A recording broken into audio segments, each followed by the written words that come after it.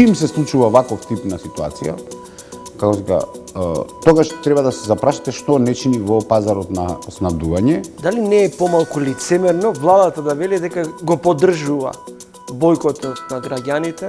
Јас мислам дека државата треба да повторно да седне на маса, нека со било кого, со самата себе и со политиките кои ги води, да види каде ние ја промашивме лекцијата, зашто Македонија не произведува доволно храна.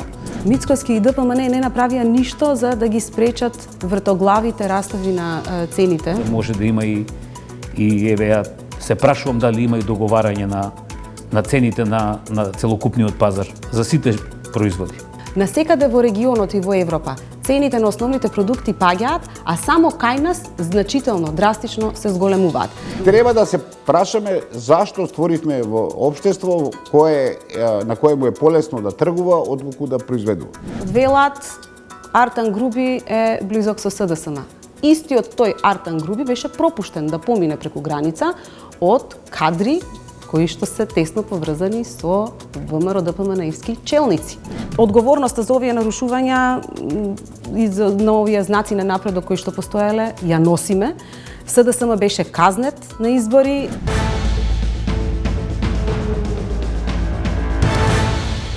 Македонската економија е увозно зависна. Трговскиот дефицит до ноември минатата година бил над 600 милиони евра. Повеќе увоз одошто експорт. Според статистиката, македонската економија бележи околу 3 милиарди евра повеќе увоз од изvoz. Тоа значи дека трговскиот дефицит ќе биде околу 30%. Наши најголеми партнери се Германија, Србија, Грција, Кина, Велика Британија. Стопанската комора на Македонија формира посебен борд од менаџери што треба да одреди некаква нова стратегија во соработката со странство. Во изданието Трин гостине Антони Пешев, извршен директор на Стопанската комора на Македонија. Господине Пешев, недела и ден во кој граѓаните бојкотираат, незадоволни од цените, односно потрошувачката кошничка станува се поскапа. Сметате ли дека ова незадоволство ќе има некаков ефект и каде ја гледате вината? Ке трговците или ке владата? Очигледно е дека намерата е да се даде порака до ланците на големи супермаркети, меѓутоа прво треба да анализираме во какви состојби тоа се случува и да се изанализираат последиците на кои тоа генерално доведуваат до енормно зголемување на цените на производите во делот на исхраната. Мислам дека ова е легитимно право на граѓаните да го искажат својот револт заради инфлаторните случувања што се случуваат, меѓутоа факт е дека ова иницијатива доаѓа после серија на слични такви бојкоти кои се случија секаде во регионот. Значи не е уникатно наш производ. Со инфлацијата се борат сите. Ако видите еден дел, да не говориме за земите во Европа кои се во исклучително тешки економски услови сега во моментот, ќе видите дека еден дел од програмата на новиот председател Трамп е наменета за намалување на инфлаторните случувања во Америка. Една Америка со токав голем и развиен пазар, со можност да влие многу на тара, дошла до дереже да мора да интервенира на инфлаторните случувања. Меѓутоа, за разлика од кај нас, каде што тоа не се решава на системско ниво, мислам дека тригер за оваа ситуација се на страна од високите цени кои се во нашите маркети, се и добрите финансиски резултати кои ги покажа ланците на супермаркети. Тоа помалку ги како да кажам, ги сепна или ги натера на интервенција граѓаните. Меѓутоа, ценам дека за да оваква иницијатива има ефект, таа треба да трае многу долго или доволно долго, за да има некаков сериозен одраз на функционирањето на маркетите. Чим се случува ваков тип на ситуација, како се тогаш треба да се запрашате што не чини во пазарот на снабдување И зашто во Македонија тоа толку е силно изразено, а реков не е само во Македонија, секаде во регионот е така, тогаш очигледно дека конкуренцијата е мала. Сметате ли дека трговците или владата е виновна за високите маржи и растот на цените?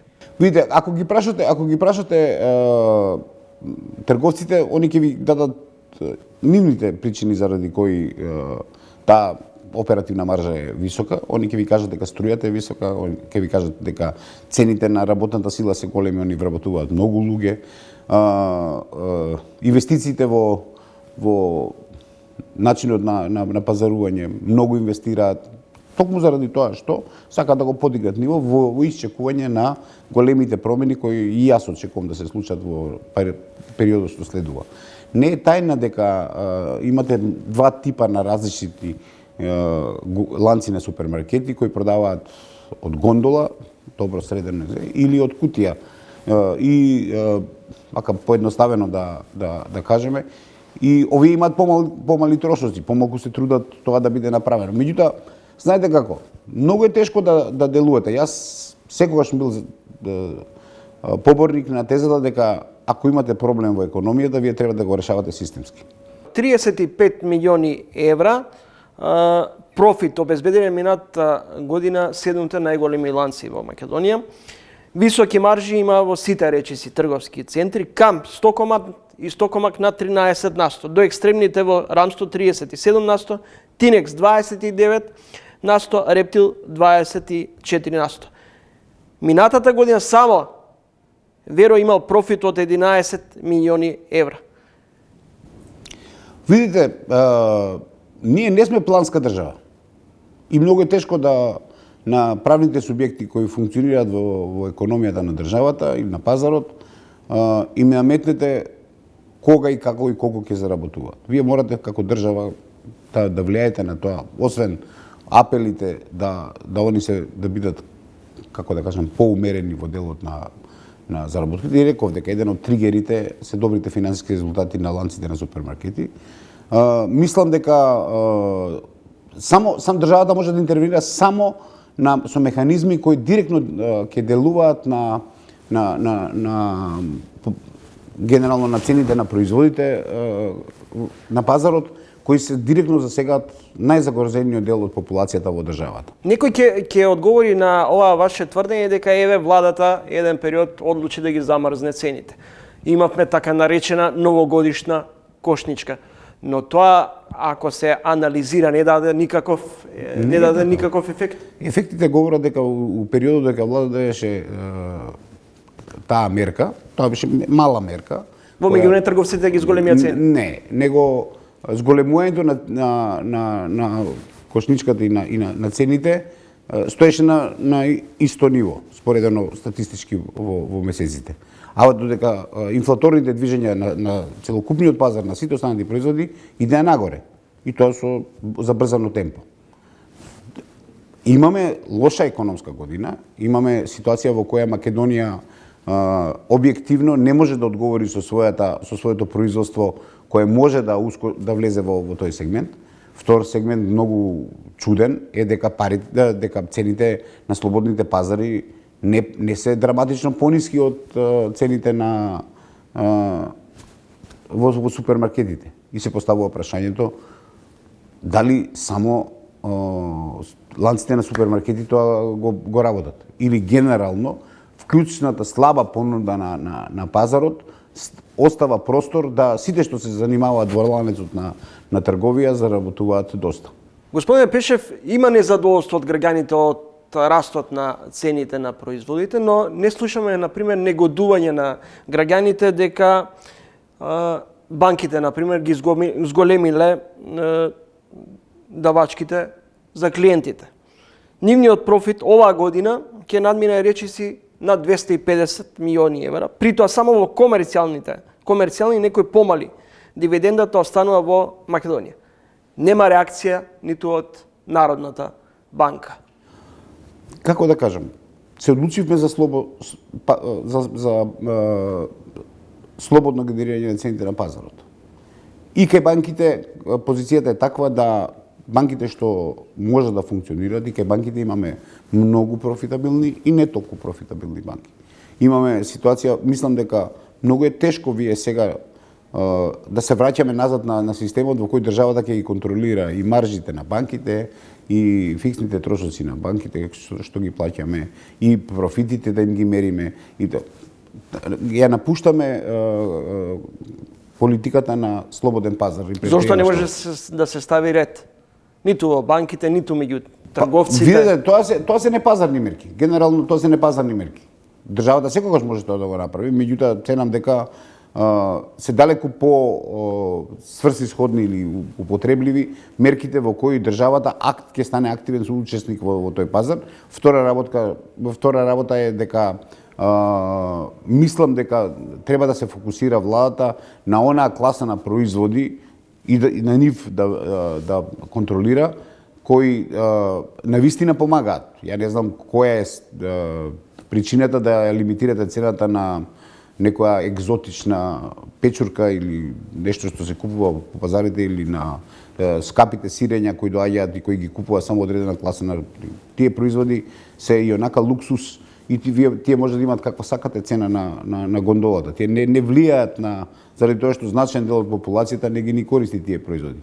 Значи, пораката е дека треба државата да биде фокусирана на класа на производи кои директно го засегаат буџетот на секој нормално македонско семејство, со фокус на класи на производи на кои треба да се најдат системски мерки како тоа да се подобри. Дефинитивно, една од клучните мерки е да се помогне нашето домашно производство.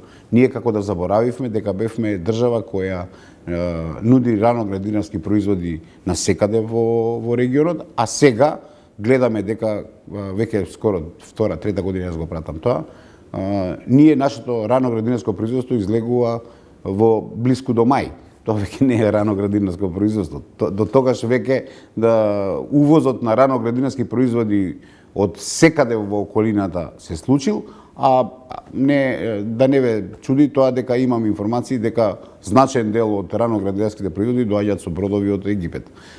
И се низ ланците на снабдување се продаваат низ целиот регион. Значи, сведоци сме на социјален бес и во земјите од поранешните ју републики.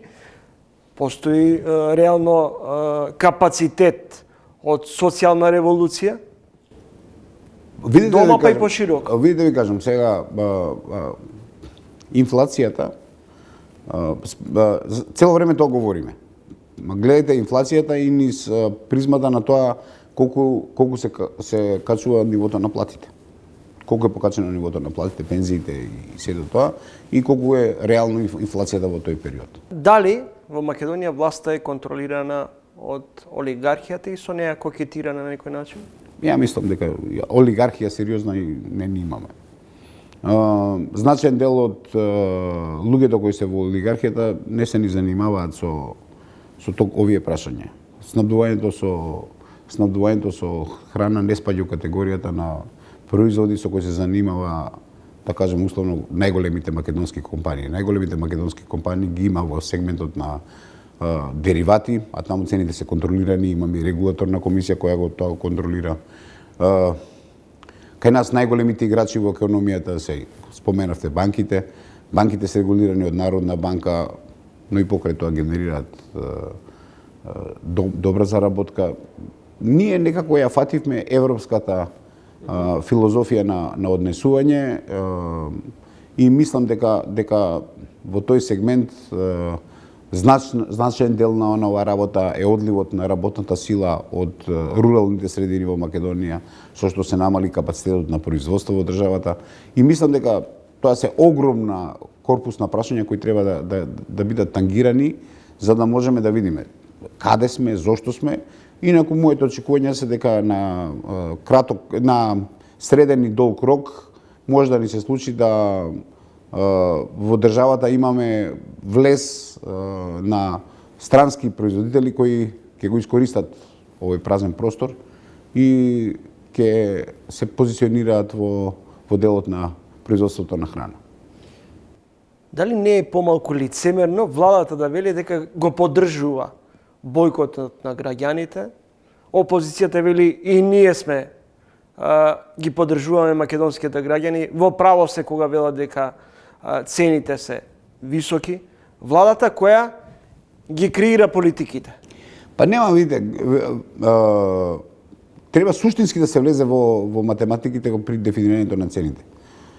Имавме неколку обиди да се лимитира еден тип на маржа, па оперативната маржа, па разни маржи да се лимитираат за одредена класа на артикли. Ако немате вие тачна представа што е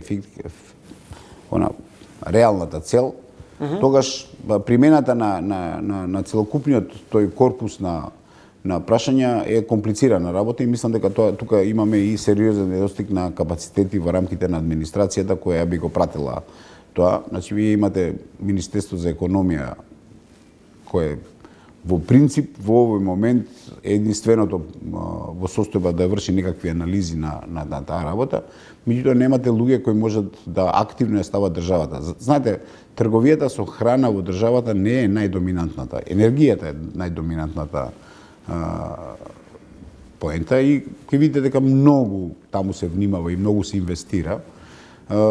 Јас мислам дека државата треба да повторно да седне на маса, нека со било кого, со самата себе и со политиките кои ги води, да види каде ние ја промашивме лекцијата, зашто Македонија не произведува доволно храна во услови на поволни временски и климатски услови за производство на храна. Увезуваме храна, увезуваме струја. Значи, милиарди трошиме за увоз. Треба да се прашаме зашто створивме во општество на кое му е полесно да тргува отколку да произведува. Стопанската комора на Македонија како најстара и најбројна бизнис асоциација постојано е во диалог со владата без разлика кој е на власт. Постои спрега помеѓу бизнис заедницата и извршната власт? Ја мислам дека не. Има диалог, има сигнализации. Има ефективен или диалог на глуви? Ќе се сликате, ќе си кажете и толку. Јас сум видел неколку влади, сум комуницирал со неколку влади.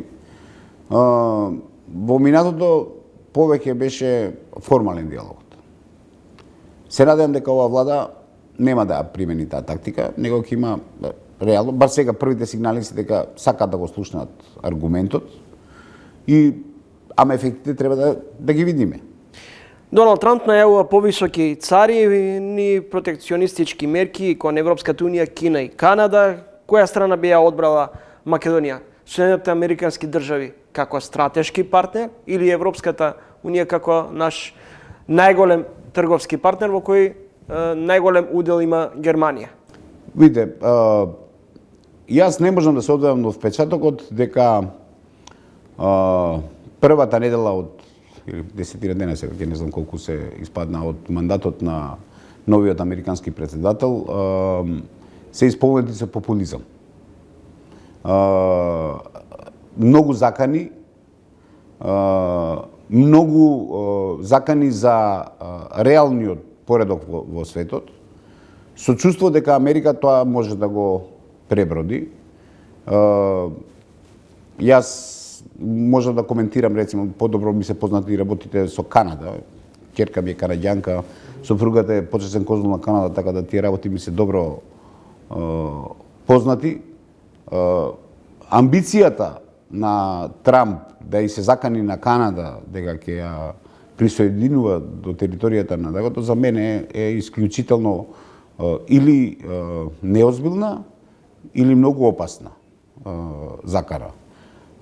Со Мексико политиката на блокирање, тотално блокирање на границите према Јужна Америка на долги стази ќе се судри со реално можноста да Америка делува на својата инфлација.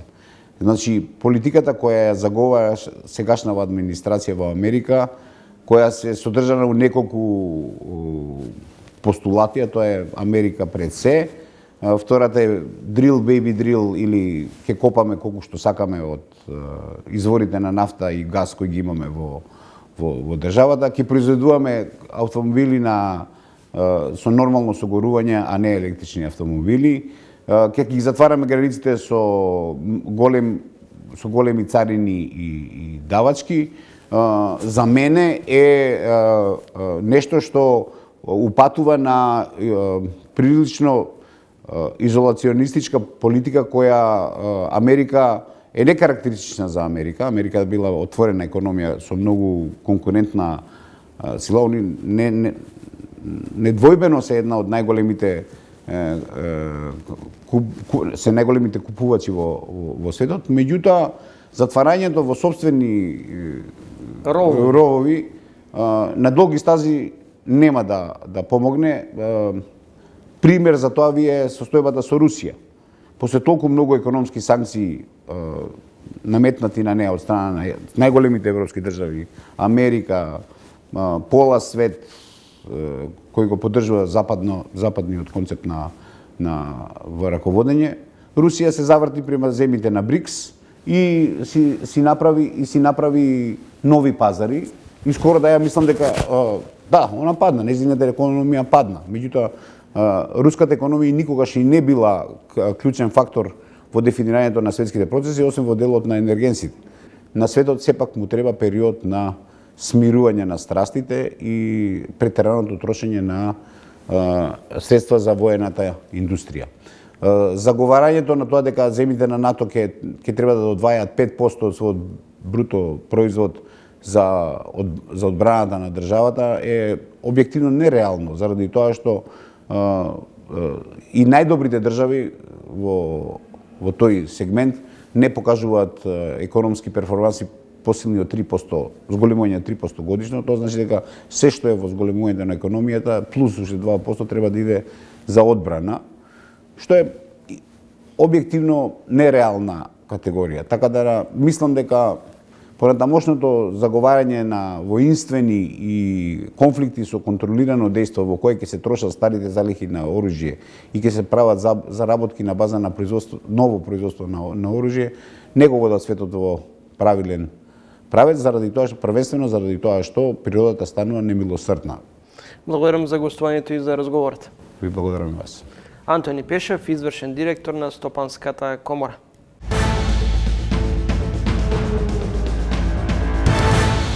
Малку повеќе, односно е лицемерно, ДПМН е да се обидува да создаде непостоечка врска помеѓу СДСМ и ДУИ во моментов, затоа што од една страна ДУИ им помага да гласаат закони, 4 закони ги изгласаа со помош на ДУИ, а од друга страна велат Артан Груби е близок со СДСМ.